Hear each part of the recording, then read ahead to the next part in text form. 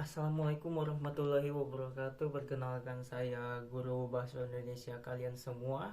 Pada pagi hari ini kita hanya bisa melakukan pembelajaran melalui via online, melalui video seperti saat ini dikarenakan situasi sedang COVID-19 ya. Jadi kita harus menerapkan protokol kesehatan juga.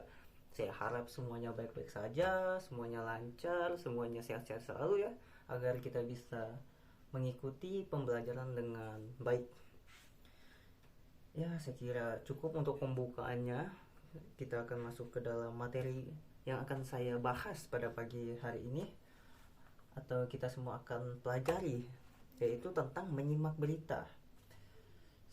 Ada yang tahu nggak menyimak berita itu apa? Hah? Oh, sepertinya banyak yang belum tahu ya. Sebelum kita masuk pada pembahasan inti yaitu menyimak berita, kita harus tahu dulu apa sih itu berita, atau apa sih definisi dari berita tersebut. Jadi definisi dari berita adalah informasi yang diberikan oleh pihak penyampai informasi kepada pihak penerima informasi. Berita itu bersifat fakta atau hal-hal yang terjadi di sekitar masyarakat, di lingkungan masyarakat, di suatu daerah atau di tempat-tempat lain. Apapun yang terjadi di dalam kehidupan itu terus disampaikan kepada sekelompok orang atau individu tertentu, itu dinamakan berita atau informasi.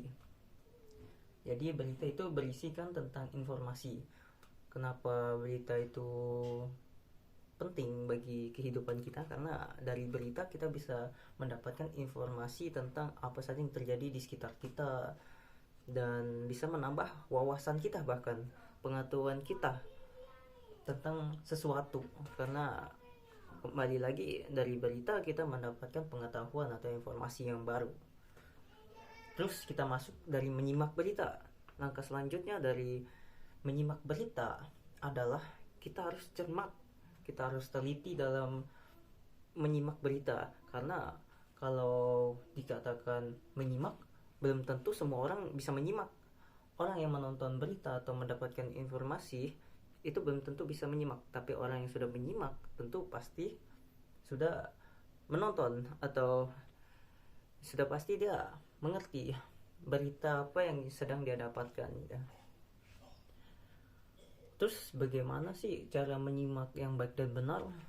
Menyimak berita itu agar kita terhindar dari hoax atau berita-berita yang simpang siur saja, informasi-informasi yang salah gitu. Jadi supaya kita terhindar dari misinformasi, supaya kita tidak termakan hoax, kita menjauhkan diri kita dari hanya menelan berita-berita secara mentah-mentah. Pertama, saya punya cara, yaitu dengan menggunakan metode 5W plus 1H, yang mana kita sudah pelajari sebelumnya, seperti where, when, wo, how, seperti itu. Kenapa 5W plus 1H penting? Karena 5W plus 1H itu digunakan supaya kita bisa mempelajari secara teliti, secara dan penuh, dan harus dengan konsentrasi, supaya kita tahu berita itu jelasnya bagaimana, ketika kejadiannya bagaimana, siapa yang terlibat dalam kejadian itu, kapan kejadian itu terjadi, dan bagaimana kejadian itu terjadi. Jadi semua pertanyaan itu runtun, terstruktur, rapi gitu. Jadi kita tahu apa saja yang disampaikan oleh berita itu kan. Jadi jelas gitu, tidak ada hal-hal ambigu yang menyebabkan pertanyaan-pertanyaan di dalam pikiran kita lagi. Seperti itu. Misalnya berita tentunya menyampaikan informasi, bukan membuat kita bingung gitu kan. Nah, makanya diperlukan metode 5W plus 1H.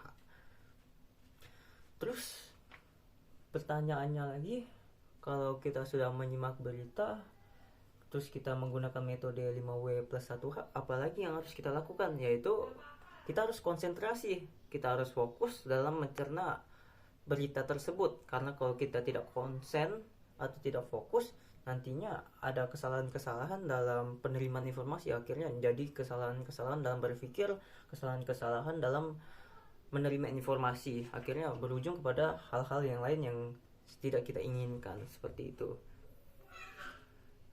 Tahapan-tahapan menyimak itu ada banyak, seperti yang saya sebutkan tadi. Kita harus konsen, kita harus fokus, kita harus mencermati berita tersebut dan lain-lain. Di sini saya ada contoh, saya ada buku ya. Buku ini merupakan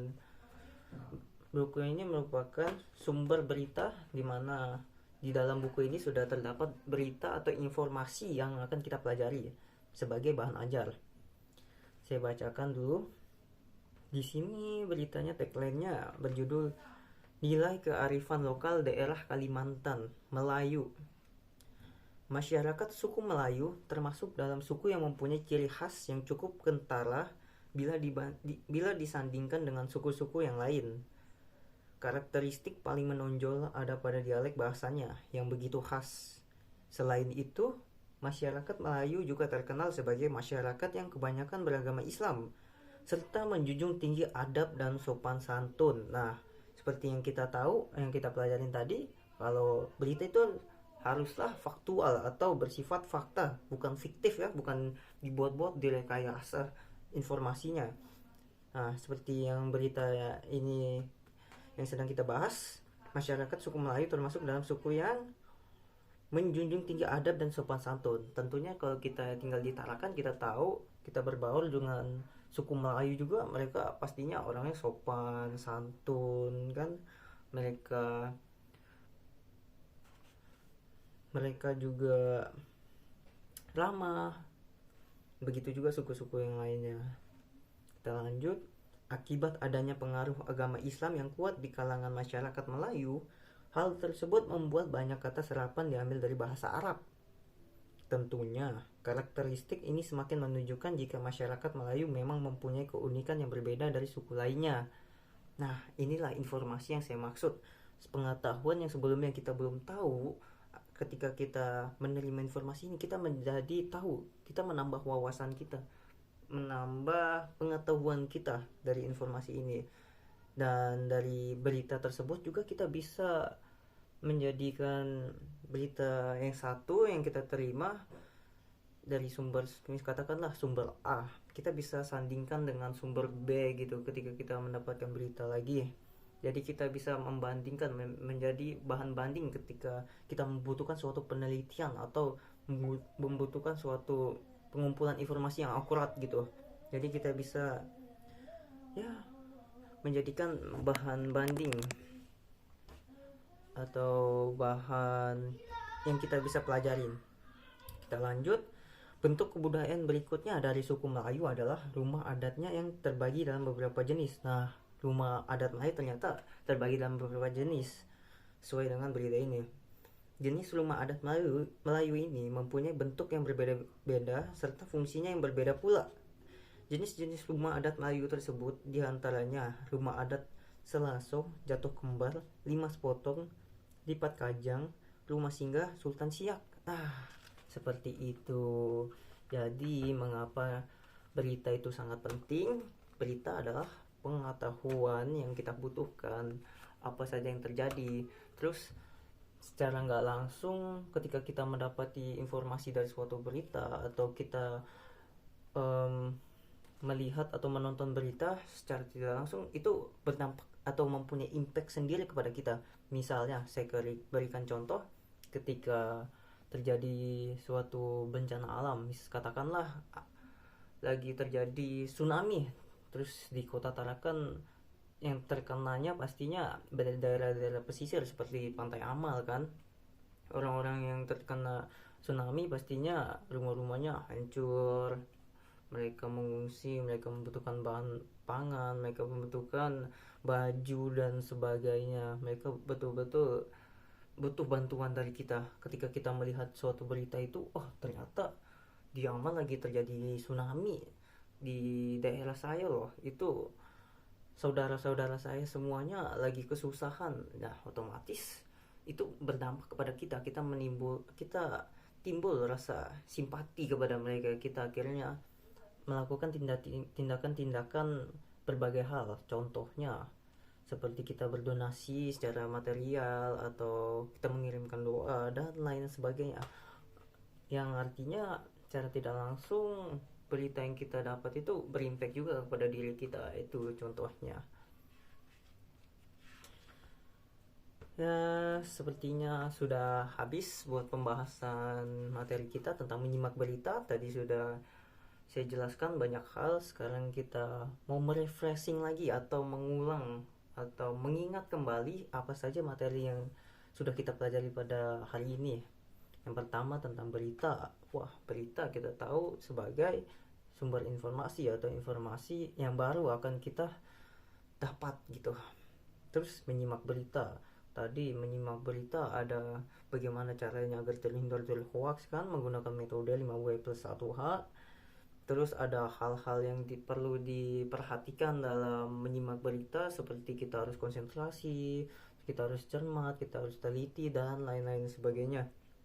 Banyak hal tadi. Lalu saya sudah memberikan contoh juga dari berita, impactnya berita pada diri kita juga.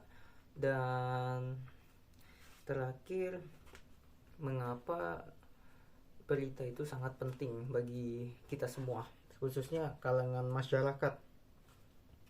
Karena dari berita tersebut juga kita bisa mengetahui kejadian-kejadian terkini atau kejadian-kejadian masa lampau yang sudah terjadi dalam kehidupan kita. Jadi kita bisa menjadikan hal itu sebagai bahan pelajaran atau bahan informasi yang berguna bagi kehidupan kita. Ya, seperti itu saja pembahasan kita pada hari ini. Saya harap semuanya mudah mengerti, semuanya paham apa yang sudah saya sampaikan. Jadi ketika saya memberikan pertanyaan atau memberikan tes di pertemuan kedepannya, semuanya bisa mengikutinya dengan baik ya. Saya harap seperti itu.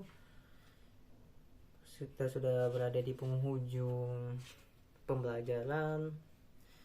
Ya, saya harap semuanya baik-baik saja, sehat-sehat selalu. Saya akhiri pembelajaran pada hari ini dengan membaca doa dalam hati. Kita semua membaca doa menurut ajaran agama dan percayaan kita masing-masing. Berdoa dimulai.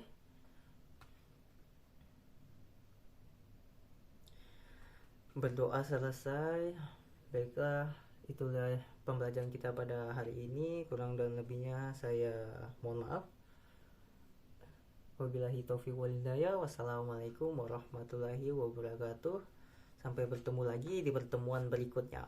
Saya guru bahasa Indonesia pamit undur diri.